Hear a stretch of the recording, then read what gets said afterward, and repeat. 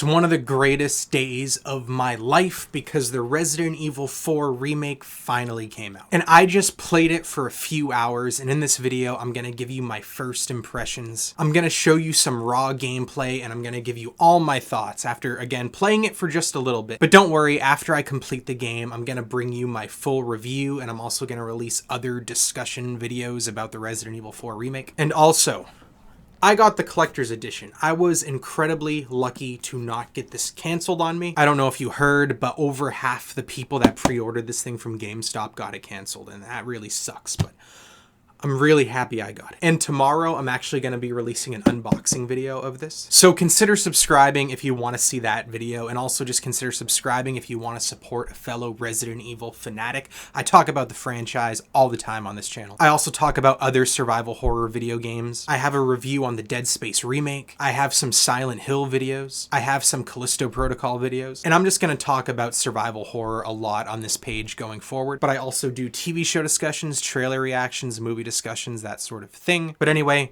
let's talk about the game. So far, based on the few hours that I've played, this truly feels like what a remake should be. It's incredibly faithful. It's super similar to that incredible first game, but it's still fresh enough that you never feel comfortable or safe. Like in terms of the main story beats and the main gameplay beats of the original, it's practically replicated here. Everything happens where you expect it to happen. You meet Luis in the same spot, you meet Chief Mendez in the same spot, you go to that first village, and then you go to that little farm area, and then after that you go to the place where they're throwing TNT at you, and then after you meet the merchant for the first time, you go to that place with the bridges over the canyon. It's clearly incredibly faithful to that original game, but like I just said, it's still different enough to keep you on your toes, to make you feel like you truly don't know what to expect around the next corner. The layout of certain areas is different. So far, I've encountered one enemy type that wasn't in the original game, and I got super stoked to see that. And speaking of enemy types, I just want to talk about the enemies for a second. This, without a doubt, in my opinion, is the smartest enemies in any Resident Evil game. But even more than that, these arguably feel like the smartest enemies in any survival horror game ever. They cut you off when you least expect it. They work with each other to corner you. Sometimes one will grapple you while another one tries to attack you. You can tell that the developers, when they were making this game, knew how people played that original game and then decided to surprise you and change things up so you couldn't rely on safe gameplay tactics anymore. And the enemies sound so freaking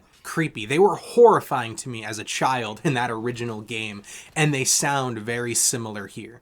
You can hear them muttering to each other when they don't know you're around, and the way they're screaming and communicating amongst each other and just blurting shit out as they attack you, it's super freaky. And you can tell that they decided to be super faithful to the original in terms of sound design as well as gameplay. Like the crows that you see in the environment, I wouldn't be surprised if you told me it was the same audio track for those crows. And the ambient noises, it just gives me so much nostalgia. I'm going to talk about story now just a little bit. Again, slight spoiler alert, but the story so far is playing out practically identical to that original game. That's not a bad thing. But in terms of the character moments that we get in the cutscenes, it's better than the original, I'll say that right now. When Leon actually talks, he feels more like a real person. When you meet Luis for the first time, the way that they're interacting with each other, it feels more real. I can tell that I'm gonna absolutely love their dynamic going forward. They're gonna take what was so fun and cool about their dynamic in the original and just double down on it. The characters just feel like more relatable versions of the original versions of their character. Like Leon, for example. I absolutely love Leon, and I especially love him in that original Resident Evil 4 game. But I've said this before in some of my other videos, but I'm going to say it again. He comes across very early 2000s action protagonist. He's super sarcastic, he's super cocky, but he doesn't really seem to have a genuine, realistic personality, especially in terms of dealing with the situation that he's in. This version of Leon based on the few hours that I've played, feels like the perfect version of Leon that I've always wanted. He has that sarcastic, cocky attitude that he has in the original Resident Evil 4 game, but he also has those serious, determined moments that he has in later Resident Evil games, like Resident Evil 6 and some of the animated movies. It just feels like they took both versions of Leon, and this is the perfect version of a blend of all of that. And gameplay just feels incredible. Super faithful to the original, like I've said about so many other aspects of this game already. But there's melee attacks, the way you use your knife is amazing. There's actually stealth in this game, and I might be wrong, correct me if I'm wrong in the comments, but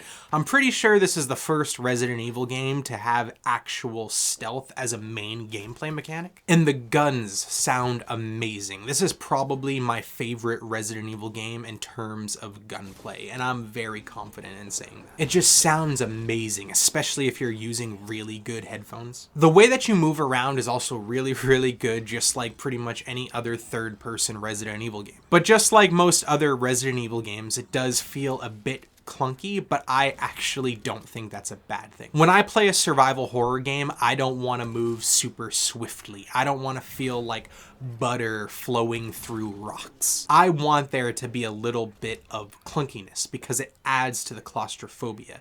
It adds to the horror. It's an actual gameplay mechanic. It makes you have to stand in certain spots. You need to know when to stop shooting and when to run. You know, if you fumble in terms of using your controller, it could result in you taking a lot of damage, or even you dying, or you missing a couple shots, and resources are limited. I am just absolutely loving this remake so far. I do genuinely believe it has the potential to be better than the original, and that is saying a lot for me because that original game is in my top 3 favorite video games of all time, and I can't wait to play more of it. Well, there you have it. That's my first impressions on the Resident Evil 4 remake. Are you playing it? And if so, are you liking it so far? Is it living up to your expectations, or is it not as good as you were expecting, or is it better than you were expecting? Let me know. And once again, consider subscribing. Thank you for watching, especially if you watch this far.